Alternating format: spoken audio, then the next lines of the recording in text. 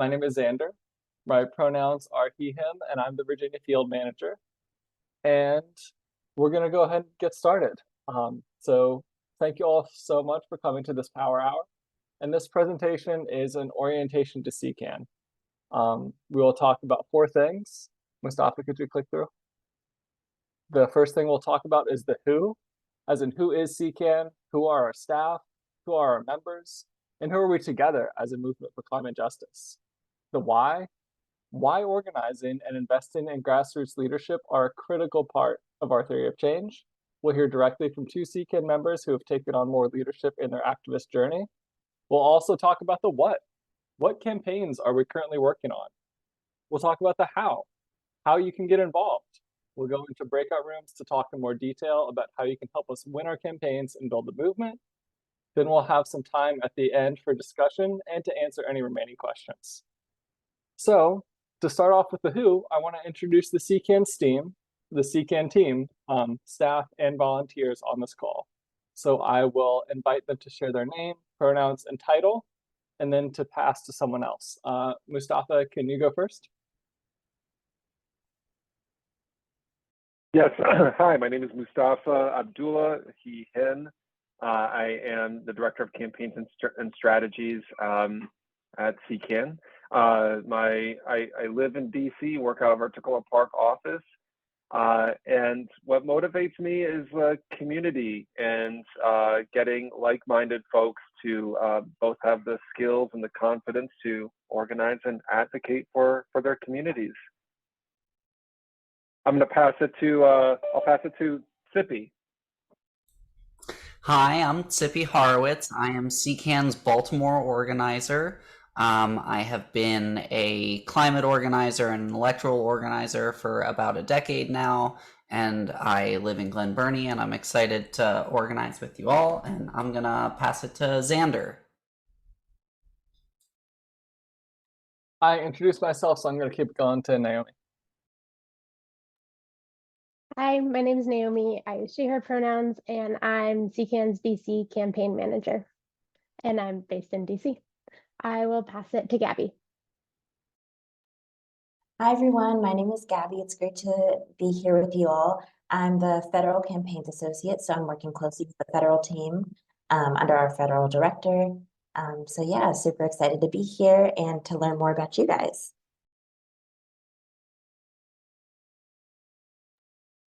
Great. Thank you so much, everyone. So now that you know who we are, we also want to invite you to introduce yourselves. Please put in the chat your name, your pronouns, if you feel comfortable sharing them, what city and state you're calling in from, and a word or two about what's motivating you to get involved with CCAN, and you'll have a chance to share more in the chat throughout the presentation. So in addition to the folks that you see on this call, we also have a broader staff. We have over 20 people on our staff, and we're an organization that can punch significantly above our weight. And why is that?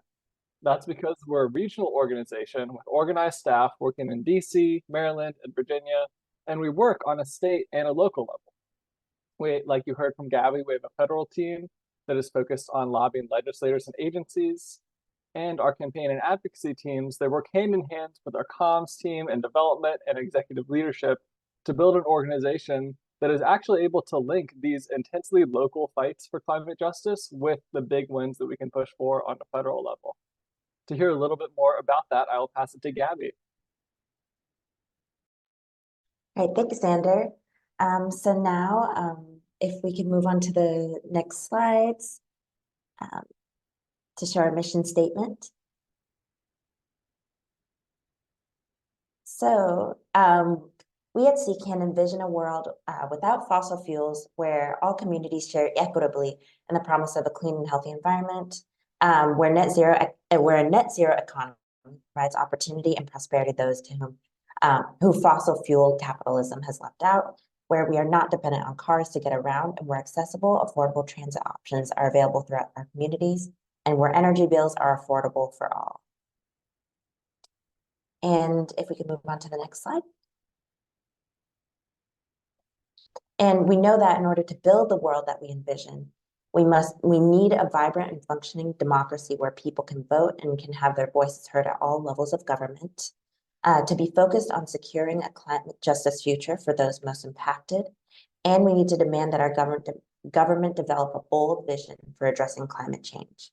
We know that if we do these things, we'll position ourselves and our communities to avoid the worst consequences for climate change and maintain hope for a livable future for generations to come. And on to the next slide.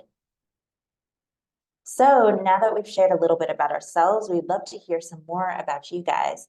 You can share this in the chat. So what values are driving you to be part of the CCAN community? And why be active and volunteer with CCAN? So I'll keep an eye out on the chat to see if anybody has any stories or anything to share answering these questions.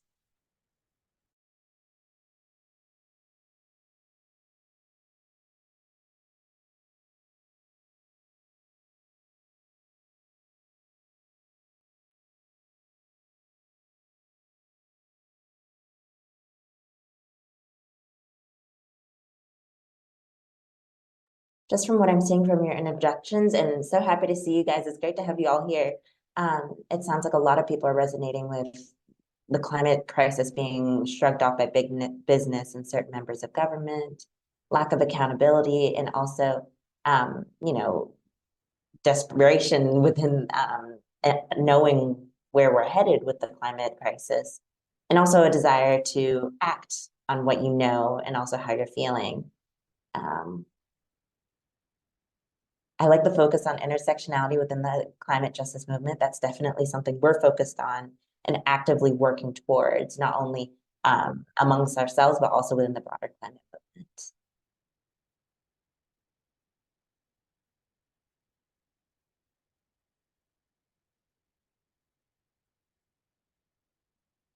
And Samantha, I 100% agree. And transport is definitely an accessibility issue.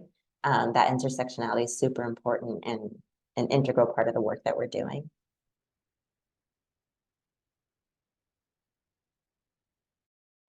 Okay, well, thank you guys so much for sharing all of these. I'm continuing to read them, and I'm so happy that you guys are also sharing your experiences with us and have expressed your interest in our work. And I'm looking forward to seeing how we can all work together. And so yeah, now that we've talked a little bit about what values you guys have, we'll share some of our own so that we can bridge that gap and see and share with you ways in which we can collaborate moving forward. So if we could move on to the next slide.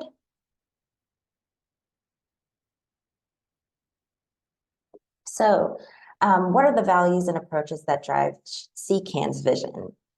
First, we take on the big fights that challenge what is politically possible. Then we believe that solving climate change means fighting for justice, and white supremacy and corporate capitalism spawn climate change, as well as economic, racial, and intergenerational justices. They must be rooted out in order to achieve a stable world, and that means supporting the leadership of communities on the front lines, supporting policies rooted in both science and justice, and supporting fights for racial, economic, and environmental justice within our region. We believe that people are at the center of this change, and we believe we will win by building the biggest and broadest coalition possible. And we use every tool available to achieve our goals. So leaning into what some people said in the chat about that intersectionality, and we love our people, so that's always at the center of the work that we do. We believe in partnership and engaging with people on the front lines and carrying their messages forward to enact change. And we are using every tool available to creatively tackle our issues. So now that we know a little bit about CCAN, we'll pass it on to Zippy, who will tell us a bit more. Great. Thank you so much, Gabby.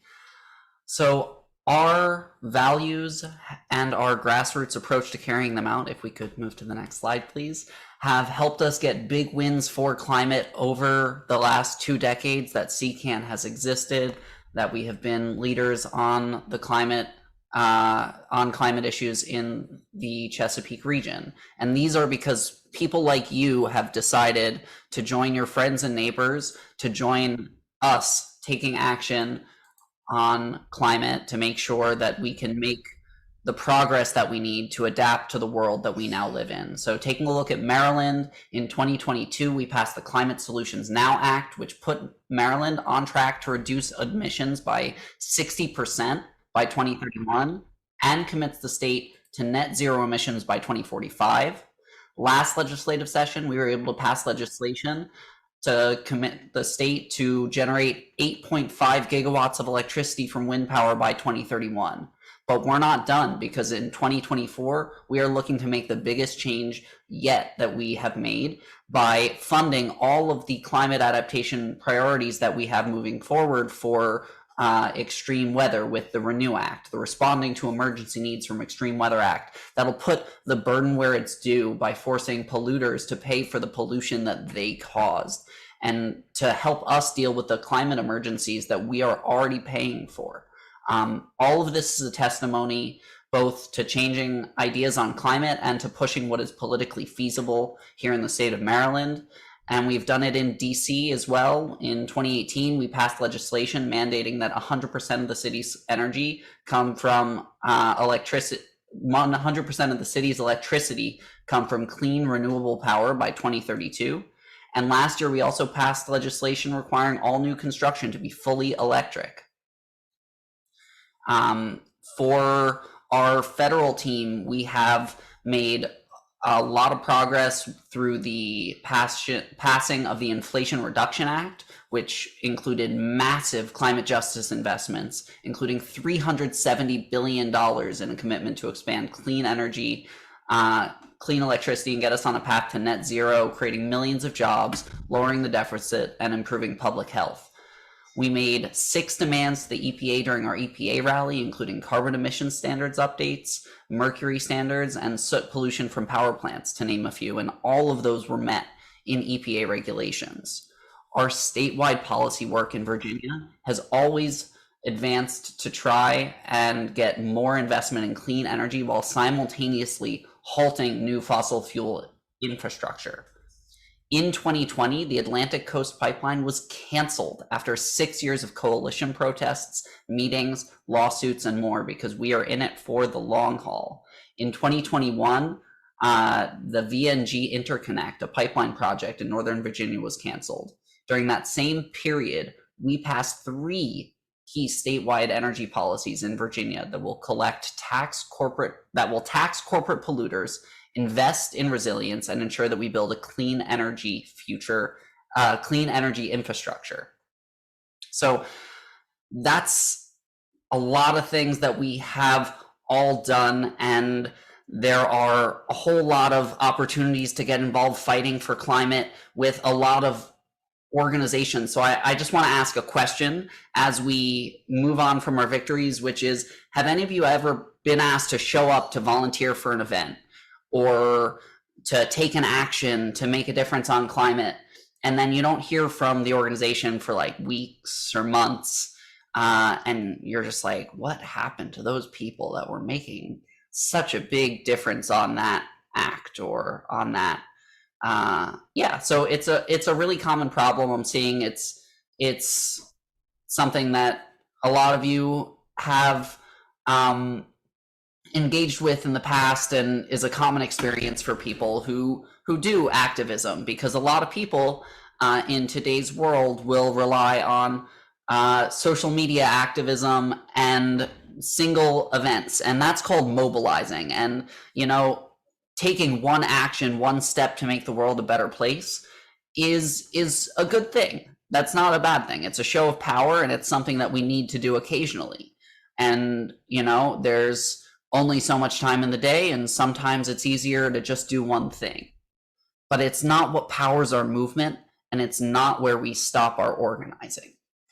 Our membership program is different from those other groups because we focus on organizing and community building and relationships. Organizing expands and strengthens our relationships with the people who we are living in community next to and who are affected by these same issues. And it's what drives us to collectively solve them. The best way for me to tell whether I'm organizing or mobilizing is the kind of questions I'm asking. When I'm mobilizing, the question is, can you come to this action? When I'm organizing, the question is, can you be a part of this project? So to illustrate what I am talking about, I would like to ask So to illustrate what I'm talking about, I want to introduce someone who is part of a team that we are building in Baltimore, where we are in the process of creating our grassroots teams and finding out what our members in Baltimore are passionate about, because everyone's invested in taking action on climate differently. And one of our volunteers, who after donating to join and becoming an action member, attended a first few of our action meetings, saw a gap in where CCAN's programming currently existed and in the campaigns that we were working on. Even though they were important, she realized that there was more that we could be doing, and that there was something that she wanted to focus on that would allow her to feel that issues that spoke to her are being addressed as part of our goals. So I'd like to invite Monica Kearns to just introduce herself and talk about how she got involved with CCAN and the kind of work that she wants to do and involve all of you in. Thank you, Zippy, so much. And I'd just like to start by saying, yes, I've been associated with CCAN for a little while now, and I'm just so thoroughly impressed by Zippy and the others, the staff members of CCAN. It's just really just a thoroughly professional effort. And so I'm just really enjoying it, even in the short time that I've been a part of it. So just thank you so much for your effort, and it's just very effective. So I'm just really impressed and really excited to be a part of it. And so actually, the way that I found out about CCAN was I was Googling, because I want to help the trees. And so I learned that CCAN down in the Montgomery County area has a program called Weed Warriors, where people get trained on how to combat and remedy invasive species from taking over and choking off and killing trees. And I was like, this is great. So I'm kind of figuring out, like, can we replicate that type of effort in the Baltimore area? Turns out there are already people doing that in the Baltimore area, an organization called Tree Baltimore, and they have a tree keeper program. And so I've just been doing a little bit of legwork just to set the stage for a second, though.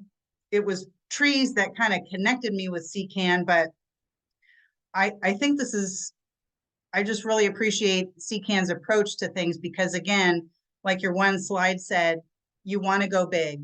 You want to put your energy and effort into legislation and other high profile and high impact efforts, but something that just kind of keeps me energized along the way is to then just bring it down to the hands-on level, so we can go out and we can devine the English ivy off of trees, because the more that we can do to help trees, the more we're helping the climate.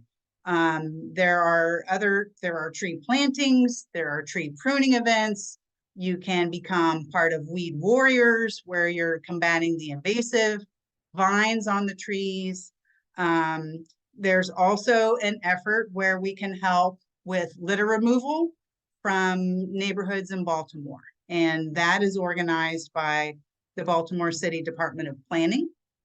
But again, so we want to definitely keep the eye on the prize, going big, but I'm just doing some legwork and bringing it back to the group so we can kind of fill in. And Zippy called it gaps. So, if it's a gap, great. Honestly, maybe, I'm just kind of thinking of it as an add-on, because CCAN is doing things that these other groups are not doing. These groups are on the ground doing the hands-on work. So, we need groups like CCAN kind of doing the overarching and high profile, high impact issues. But if it's energizing and fulfilling to you to kind of go out there, boots on the ground, plant some trees, save some trees, pick up some litter to get it out of the streams. I'm just gathering some information for us to be able to plug in some events like those as well. And again, like Zippy is saying, the more we're linking with like-minded groups, the more, you know, we can kind of create synergy among us. So I don't know if that's enough information for tonight, Zippy. If That was great. Thank you okay. so much for sharing. I am so excited to see how you carry that work forward with the Baltimore team. And one of the beauties of grassroots teams is we couldn't, any one of us, focus on all of the issues that we need to do, but as a community, we have more capacity to get more involved and do more things. And really, you can get involved anywhere along the ladder of engagement, and we have different ways for people to get engaged with different levels of intensity. So we've got our full email list, which is our CCAN members, and these are people who sometimes click on an email to a target or send a text. They're periodically given moments to engage more, and at this point, they just hear from us. We also have the opportunity to volunteer with us, and we have the opportunity to chip in and help make sure the work that we are doing is sustainable and can keep happening. And we value the action members who are both dues paying and volunteering. We value our volunteers who are not able to chip in right now. And we value our members who are able to stay engaged and to help out at the level that works for them. And I really want to invite you, as you are participating tonight, to start thinking about, you know, how you might want to get involved and what level of engagement works for you, because you're here, and if you're here because you care about these things and you want to take action on climate. And we have a lot of ways to do that, from those that only take a couple of minutes of your time to those that are ongoing involvements that really get you training and the opportunity to grow as an advocate for the issues that you care about and that impact your community. So to talk about another story of a volunteer that has gotten involved with us in a leadership capacity, I want to invite our Richmond area volunteer action member, Alex, to come speak as well. Hi, everyone. Hopefully your evening is treating you well. So after moving to Richmond in the fall, I immediately joined VCU's Environmental Advocacy Club, Green Action. And early in the semester, I was invited by CCAN to attend the March to End Fossil Fuels, along with other VCU students. I was really impressed by how the individuals leading the trip cared about the rest of the activists' safety and well-being. CCAN did its best to make the experience fun and meaningful for us all. Since then, I've become more involved with CCAN by canvassing door to door, attending environmental justice workshops, helping with protests, and attending meetings where I can take away valuable information to share with my fellow students. Just yesterday, I attended a town hall meeting in Chesterfield hosted by Senator Hashmi, where I learned a lot about the proposed peaker plant in the area. And without CCAN, I never would have known about that event. Everything is voluntary, so being a member really is for everybody, no matter your schedule. I'm really glad to be a part of this organization, and I'll keep working with them as long as I'm in the area. Through CCAN, I found a strong sense of belonging in the community because I'm surrounded by peers and academics who care about environmental issues just as much as I do.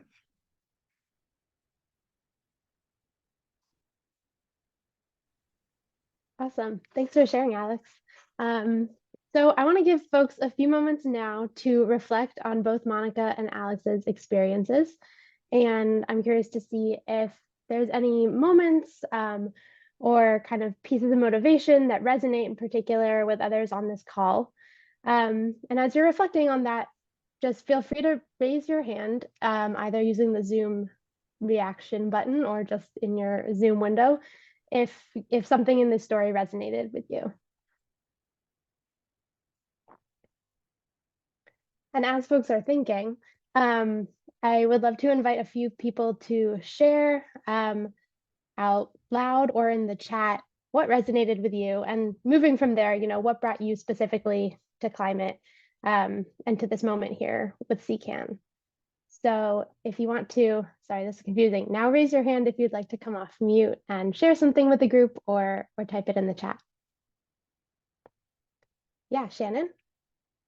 Yeah, I really resonated with Alex's story. That's a lot of the work I did in like undergrad and grad school, and would love to find other ways to continue that, because I found that the opportunities for that sort of work often it became very professionalized after grad school. And I've participated in some lobby days and things like that, but especially being near DC, having more opportunities, and I've gone to many marches, but having more of a community around regional and national action, I think would be very helpful, because I find a lot of the actions are like, yeah, click this, call your Congress member, which becomes kind of isolating and kind of lonely after a while. Yeah, thanks for sharing that. I totally hear you on the community in taking action and in going through all these actions that we know can make a difference, but means a lot more when we're doing them with other people. Does anyone else have something that you'd like to share?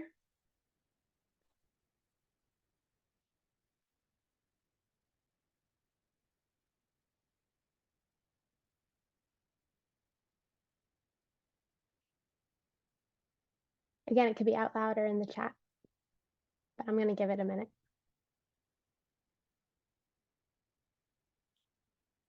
Yeah, Phil?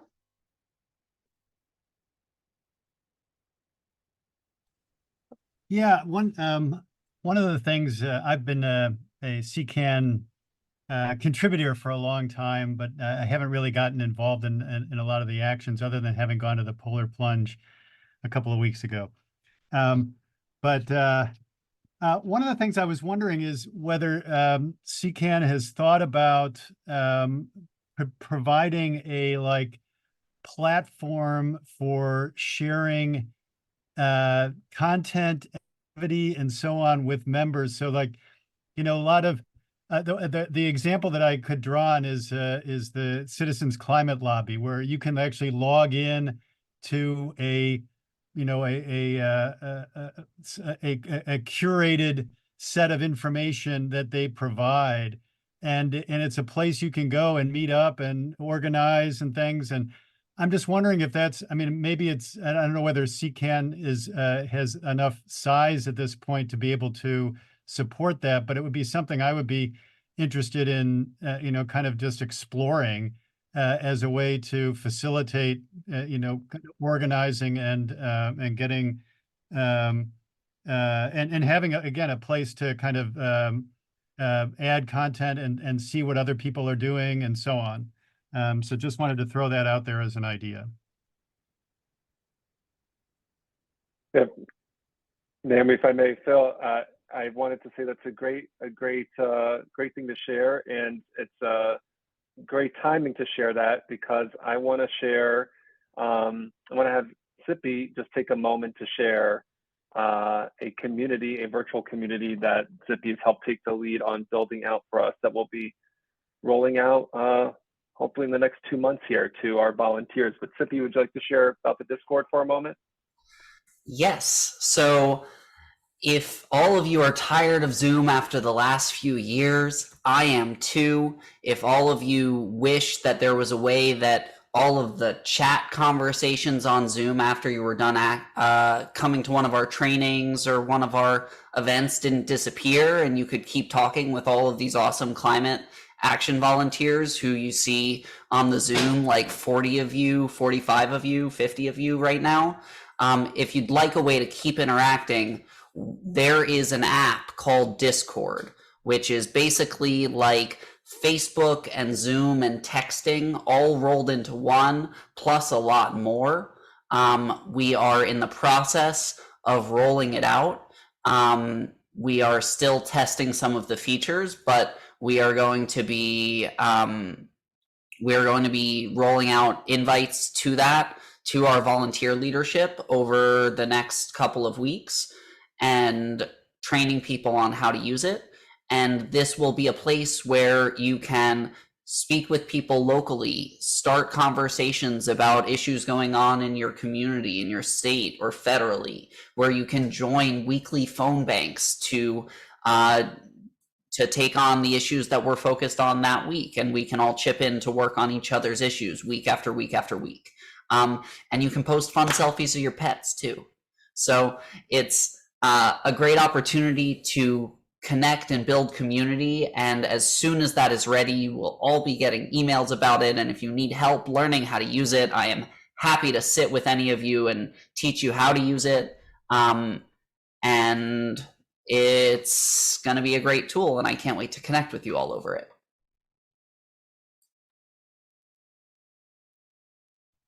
Awesome. Thanks for sharing that, Tiffy, and thanks for asking about that, Phil.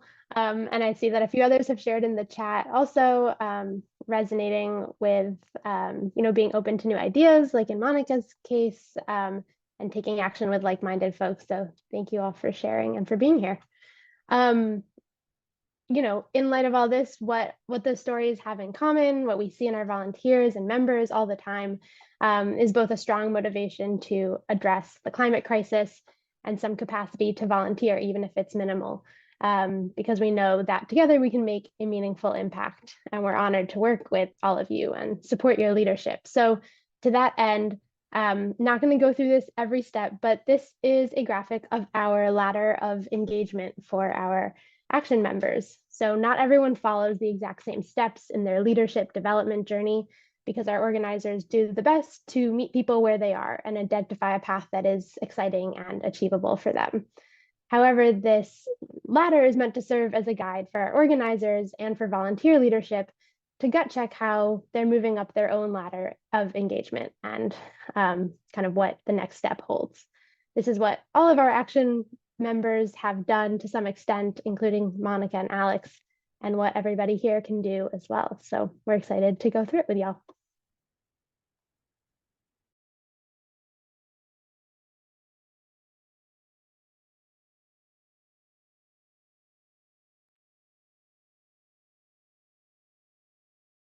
Sorry for that. I just had a little bit of trouble unmuting myself.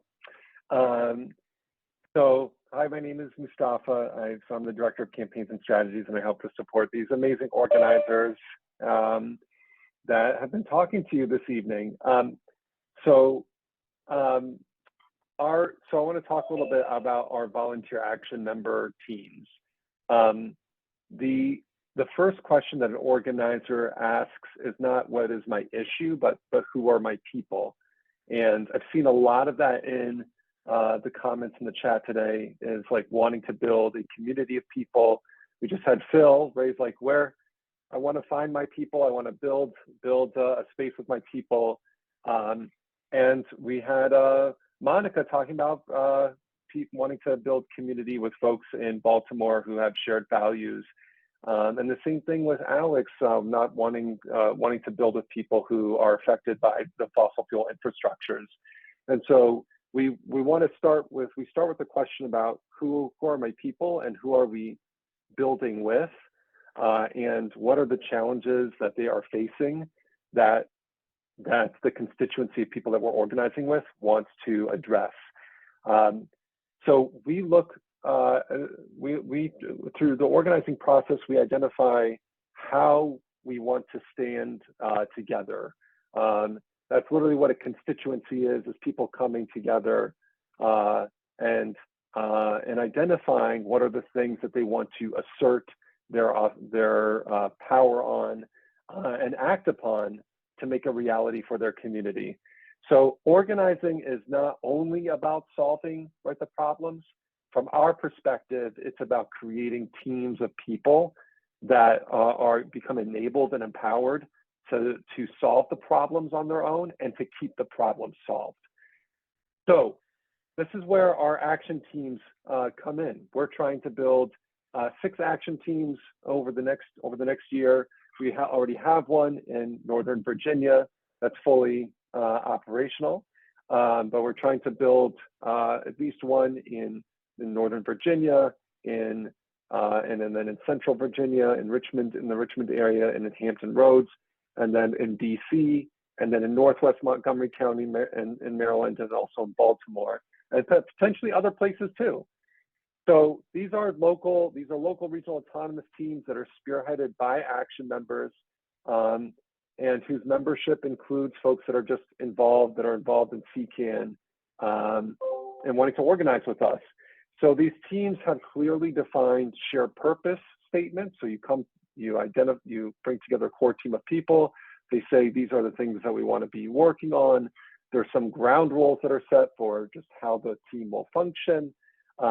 There's interdependent volunteer roles that are developed and identified based on what roles the volunteers are excited to take on, and making sure it's in alignment with the shared purpose that the group has identified, and a clearly defined identity.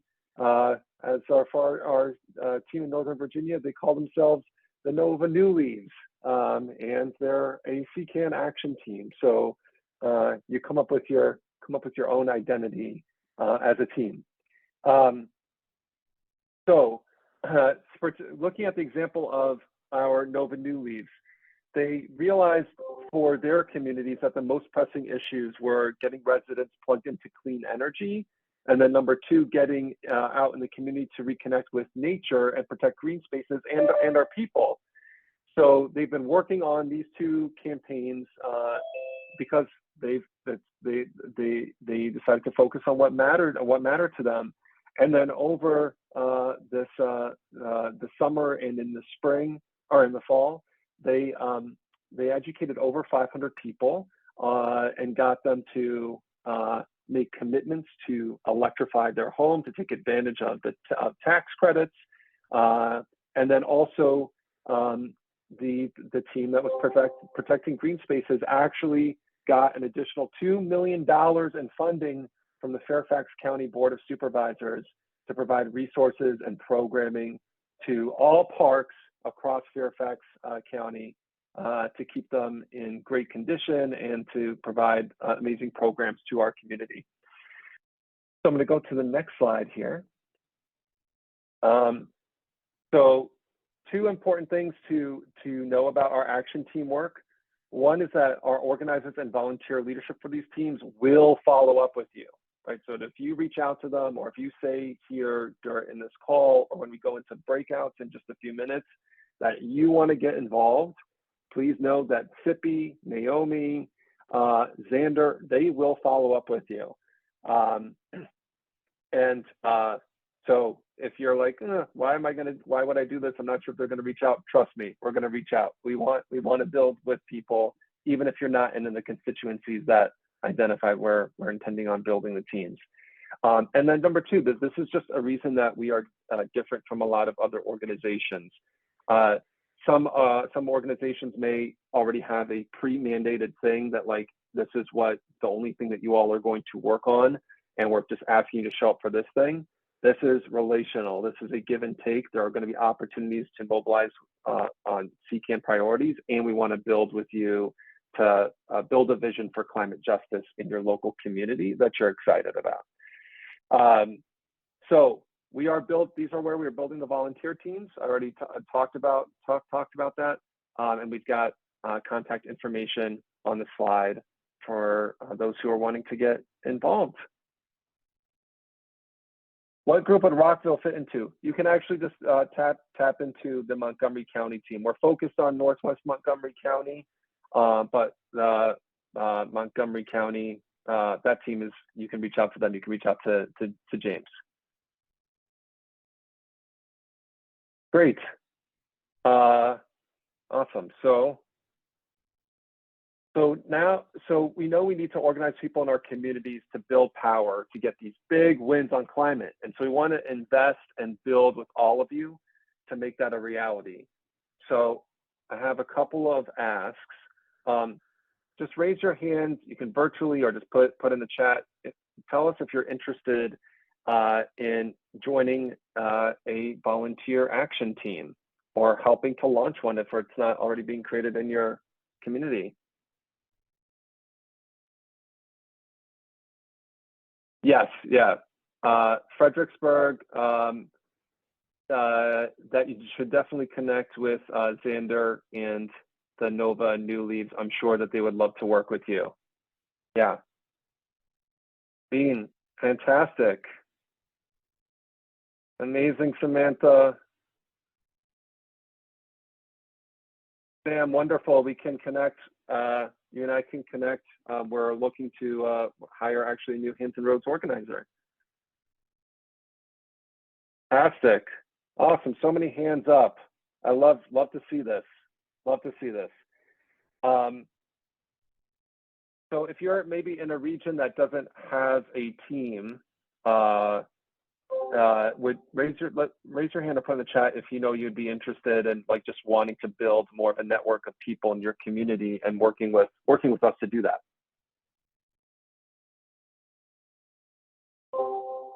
Amazing, Gail. Fantastic. Fantastic. Awesome.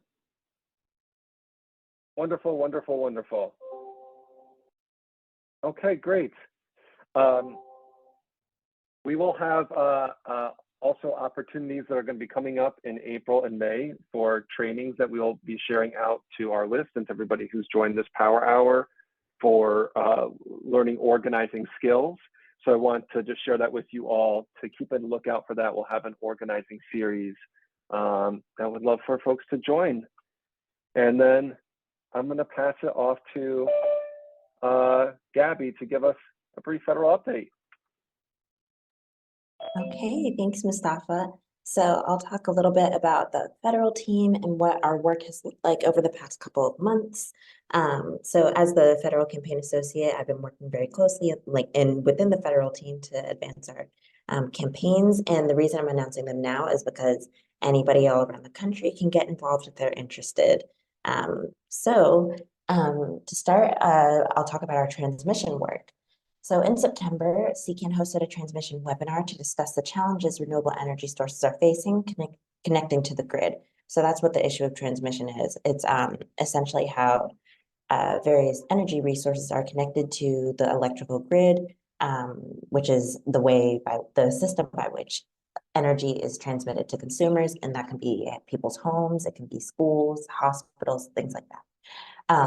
And so there are a couple of issues in improving transmission and getting that energy to those consumers, especially in the case of adding renewable energy onto the grid. So that's what the work that we've been doing here at CCAN is, not only to educate, but also to meet with encourage elected officials to work on this issue, and also work with our coalition partners to advance the effort to improve transmission infrastructure, but also to build it out, to expand it. So that's what our transmission work has looked like. We've also been working to look at what the EPA has been up to in its recent rulemaking or proposed rulemaking regarding air quality, particularly from power plants.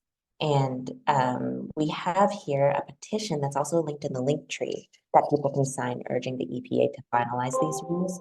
And they would reduce the amount of carbon pollution that power plants can put out into the air. So that's the EPA work that we're doing right now. And I recently published an op-ed in the Virginia Mercury talking about the importance of these rules and the obligation the EPA has to act to protect people's health by cleaning the air. And then I wanted to mention that we have some electoral work coming up in this future. So to keep an eye out for that, we'll definitely need some volunteers and some support there. So if you're interested in getting involved in this work in the coming future, feel free to reach out to me or subscribe to our list, and we'll get those updates out to you. Or feel free to schedule a one-on-one with me, because also we're planning on, in conjunction with our electoral work and also just future actions, as Zippy mentioned earlier with our Discord, we're launching distributed calling and texting teams.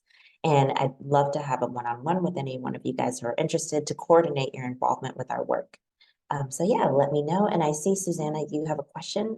Is that directed at me? If so, feel free to go ahead and start speaking. That was my mistake, but I love what you were saying, Gabrielle. It sounds very exciting. I'm interested in the electoral work, so that's awesome. Okay, awesome. Well, feel free to reach out to me through email. My email is my name, Gabby. That's what I go by. And then at chesapeakeclimate.org. So if you guys are interested, feel free to send me a message and we can coordinate how you guys can get involved. So yeah, that's an overview of the federal work. So now we'll move into some breakout rooms. I actually, thank you, Zippy, for putting my email in the chat. I actually have this, the breakout rooms set. So I'll go ahead and open those up. And just to explain, the breakout rooms will be the DC team, the federal team, Maryland, and Virginia. And so the DC team is Naomi, federal team is me, Maryland is Zippy, and Virginia is Xander. And so I'll open those all up now so people can enter as they'd like. And in these rooms, you'll hear a brief summary of the campaigns for each state team and learn how you can get involved. So I'm opening those up now. Okay. So I hope that all of that is accessible to you guys. On my end, it is. So we'll go ahead and get started.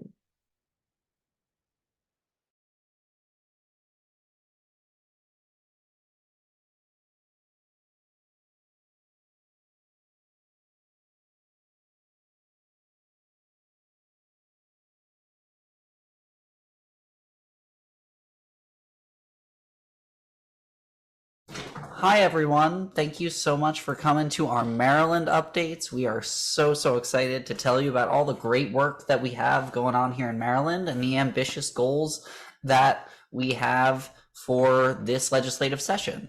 So in Annapolis this year, we are pushing for polluters to pay for the damage that they caused with the lies that they told about climate change with the RENEW Act, which we are also fighting for all new electric buildings statewide with the Better Building Act, and working to make sure renewable energy subsidies go to clean energy sources that promise a healthier, emissions-free future with the Reclaim Renewables Act. We have mobilized broad support in both of the houses of legislature, state legislature houses for these priorities through a massive show of people power. We had over 90 people, all of our friends and neighbors showing up to tell our representatives directly about the need for climate action.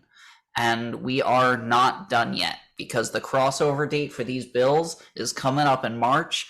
And even though we have a majority of the committees that these bills are on co-sponsoring and supporting these bills, it seems like leadership on the committees is pushing back on moving these because we have very important things that are happening. The RENEW Act would generate $9 billion over 10 years, paying for infrastructure we need to adapt to extreme weather on our way to a resilient, clean future, with much of the money going directly to communities across Maryland.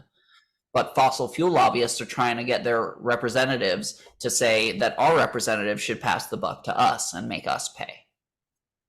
The Buildings Act. The Better Buildings Act provides for healthier homes while making big progress towards our state's emission goals. We have known for years that electrifying buildings would both bring major energy efficiency savings and cost savings, and we've also known for years that we need to phase out gas. But lobbyists for the Home Builders Association, funded by the fossil fuel industry, want to keep laying pipe that we don't need in houses where people don't want it, and it actively makes them less healthy. It actively makes all of us less healthy to have gas stoves and gas heating, and yet these fossil fuel companies are trying to make sure that money triumphs over people power here. The Reclaim Renewables Act makes sure our dollars fund clean energy are spent wisely. But for years, that money has been spent propping up trash incineration in an industry that is both dirtier and less efficient than coal. But the operators of those plants want to keep polluting Baltimore and other places outside of the state of Maryland that we're subsidizing. all with our money, all for things that are not really moving us towards our priorities. I will get to questions at a second, in a moment, Mark. I just want to finish this overview. So if you're in Baltimore, we have, or sorry, this Wednesday, we have our Maryland member meetup. It's happening via Zoom at 7 p.m. and we're talking about the updates for all of our legislative lobbying on our legislative priorities, and we're talking all the lobbyists about how all of the lobbying that we've been doing, how we have been making an impact and where we think we need to go from here. If you are in Baltimore, we are joining that meetup in person at St. Mark's Lutheran Church at 7 p.m. All of the details for all of these events, by the way, are in the link tree, and you can RSVP to get Zoom details, and you can RSVP to get the physical location. And we're building teams throughout Maryland with a priority on districts that can move climate legislation forward. If anyone in District 15 is in District 15 in Western Montgomery County, please reach out to James Brady, our organizer for Montgomery County. This is a key district for moving things forward. If you are in Charles County, St. Mary's County, or Calvary counties, you're also going to be reaching out to James. If you're in Baltimore City, Baltimore County, Harford County, Anne Arundel, or Frederick counties, please schedule time to meet with me. You can find a way to meet with either me or James through our Calendly, which is on the link tree. And if there's an event in your community that you're excited about and that relates to our work, we would love to be there. So please reach out and we will do our best to arrange a table or to go there and petition. So please, please, please be in touch. You are the eyes and ears and experts in your own communities. So we want to hear from you and we want to be where you think we should be. We have questions, comments, concerns. Yes, Mark. I see a hand from Mark Imlay. I got it.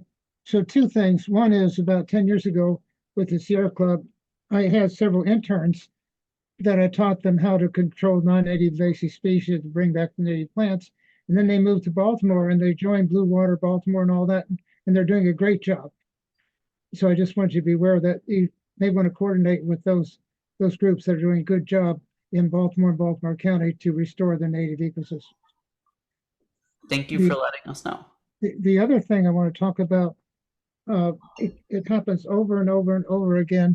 Example is about 10 years ago, I had to spend $3,000 to repair my heating system, and I realized, hey, I'm just going to switch from propane to electric, and that cost an extra $3,000. Fortunately, I had it, and now, of course, I save thousands of dollars every year, so it's already paid off. But my point is, for most people can't afford that. They need assistance.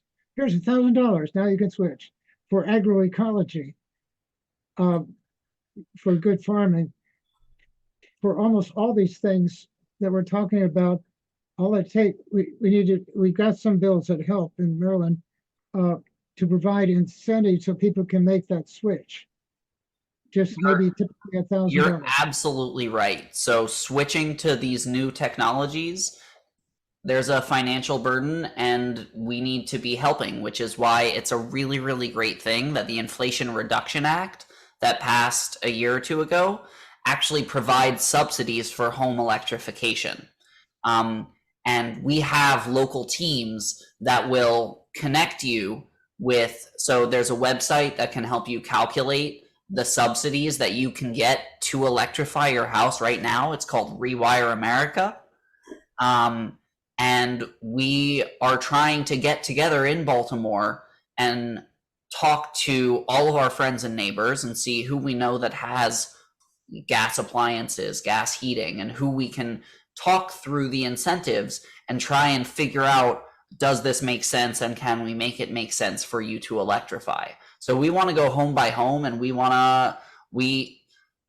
you know, we've been fighting pipelines for years at CCAN, and now we're just going home to home instead of state to state. And so also we need to go from farm to farm. Often it just takes $1,000 for a farmer to switch to the good crops and riparian habitat and the winter crops and so forth. So the environment impact is greatly reduced. Absolutely. And actually, one of the things I'm really excited about for our Baltimore team is that we have an urban agriculture work group. Yeah. It's greater Baltimore area, so it also includes some of the surrounding counties, and that one is mainly focused on Harford County. But we're pushing to try and create incentives for urban agriculture by local residents. So we agree, and I know that farms need a switch too, and that food justice is climate justice.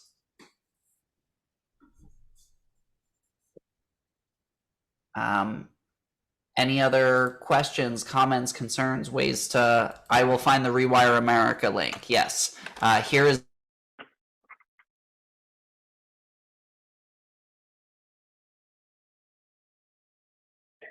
All right.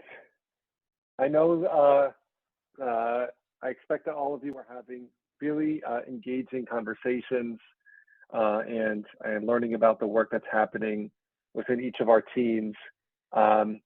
So apologies if any of that was abruptly cut off. But regardless, this is an ongoing conversation and an ongoing relationship. And so you should absolutely reach out to the organizers and schedule one-on-ones and build that relationship and get plugged into the work. We can use more leadership immediately. So we would really, really appreciate that. So today you've heard why CCAN believes in grassroots organizing. It works.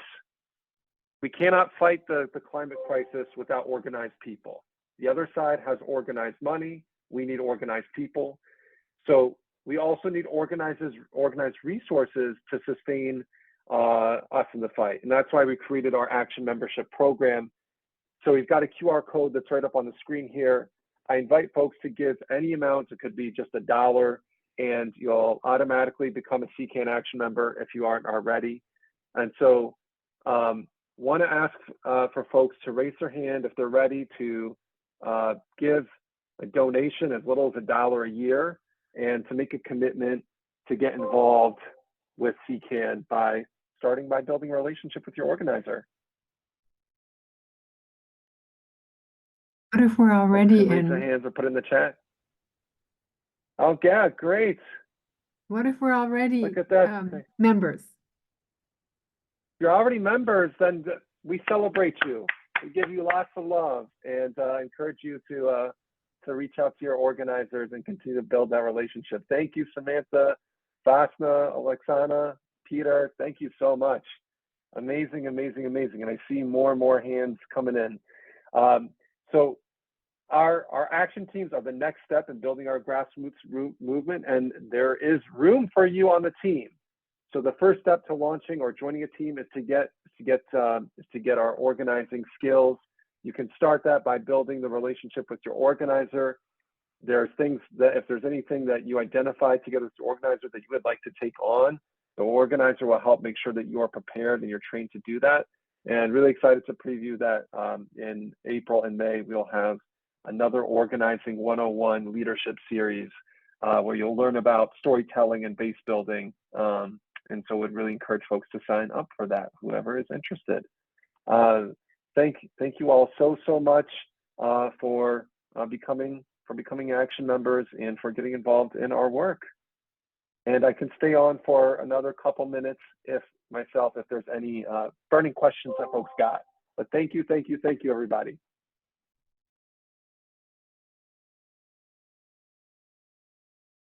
Thanks, everyone. Folks can feel Bye, free everyone. Thank to. you. Thank you. Yeah, thank you.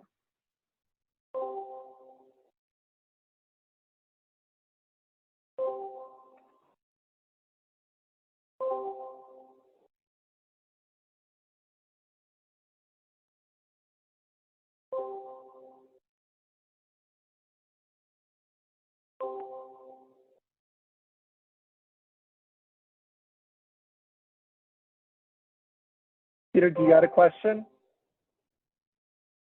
Yeah, I just wanted to say that I'd like to get a recording of the meeting because I missed 99% of it. Absolutely. Yeah. We're going to email out a recording tomorrow, so it should be in your inbox tomorrow. Great. Okay, thanks so much. And then you can follow up directly with Naomi if there's any questions. I'm sure Naomi would love to connect. Okay, great. Thank you. Thank you, Peter. You're very Bye. welcome.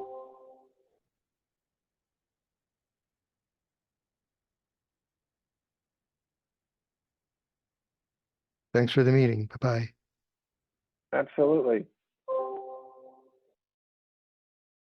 Y'all, great work. Thanks, Sander. Thanks, Gabby. Thanks, Tippy. Really, really nice job. Thank you, Bye, Mustafa. everyone. This was a lot. All right. Thanks, y'all. Have a good Good night, night. Glen Burnie.